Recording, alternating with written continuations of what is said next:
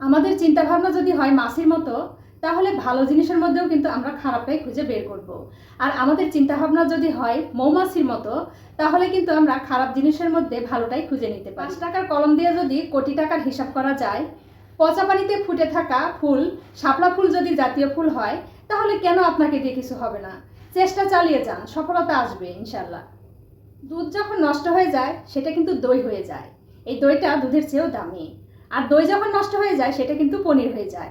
এই পনিরটা দুধ এবং দইয়ের চেয়ে দামি। আঙ্গুরের রস যখন টক হয়ে যায় সেটা কিন্তু মদ হয়ে যায়। এই মদটা দুধ, দই এবং পনিরের চেয়েও দামি। আপনার ইচ্ছা আপনি কোনটা খাবেন।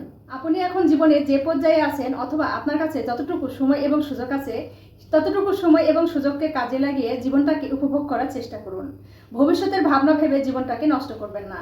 ভবিষ্যতে যেটা হবার সেটা তো হবে, আপনি চাইলেও হবে, না চাইলেও হবে। যারা বলেন টাকা দিয়ে জীবনে সুখ কেনা যায় না, আজকের ভিডিওটি কিন্তু তাদের জন্য।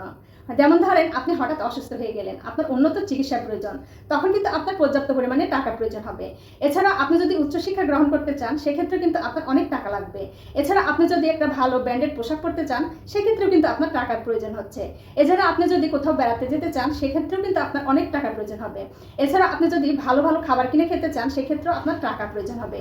এছাড়া আপনার পরিবারের চাহিদা এবং সুখ স্বাচ্ছন্দ্যের জন্য কিন্তু আপনার টাকার প্রয়োজন। জীবনের প্রতিটা ক্ষেত্রে কিন্তু আমাদের টাকার প্রয়োজন আছে। টাকা দিয়ে হয়তো জীবনের সব সুখ কেনা সম্ভব নয়, তবে অনেক সুখই কিন্তু কেনা সম্ভব। যে পুরুষ নিজের পকেটে টাকা থাকা সত্ত্বেও পছন্দের জিনিস দেখার পরেও কিনে না, তিনি কিন্তু কৃপণ নয়, তিনি হচ্ছেন একজন দায়িত্বশীল পুরুষ। কারণ তার নিজের পছন্দের চেয়ে তার পরিবারের চাহিদা কিন্তু তার কাছে বেশি গুরুত্বপূর্ণ। বন্ধুরা, আমরা কেউই কিন্তু আমাদের নিজের যে অবস্থান সেটা নিয়ে খুশি না। বিবাহিতরা অবিবাহিতদের জীবন কিন্তু খুবই পছন্দ করে। আর যিনি অবিবাহিত তিনি কিন্তু তার বিয়ে নিয়ে চিন্তিত। এবং যার চাকরি আছে তিনি মনে করেন যদি কয়েকদিন ছুটি পেতাম, আর যার চাকরি নেই তিনি মনে করেন যে আমার যদি একটা চাকরি হতো তাহলে কতই না ভালো হতো।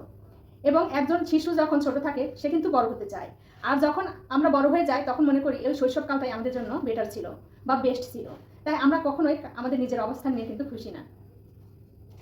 একজন পুরুষের মাথায় যে পরিমাণে টেনশন এবং দুশ্চিন্তা থাকে, সেটা যদি 10 জন মহিলার মাথায় ভাগ করে দেওয়া হতো, তাহলে কিন্তু মহিলারা কিছুক্ষণের মধ্যেই পাগল হয়ে যাবে।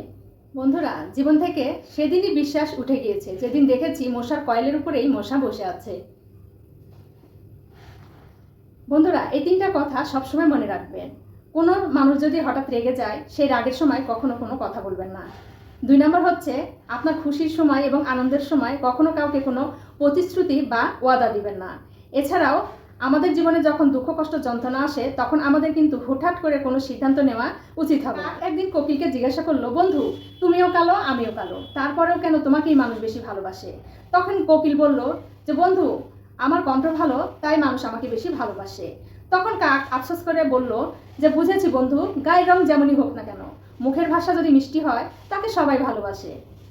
জীবনের একটা তিতা সত্যি কথা আপনাদের সাথে শেয়ার করব। আমি যদি একটা ব্র্যান্ডেড পোশাক পরে রাস্তার সাইডে দাঁড়িয়ে থাকি, মানুষ কিন্তু আমার পোশাকটাই দেখবে, আমাকে দেখবে না। আবার যদি আমি আইফোন হাতে নিয়ে রাস্তার সাইডে দাঁড়িয়ে থাকি, মানুষ আমার আইফোনটাই দেখবে, আমাকে দেখবে না।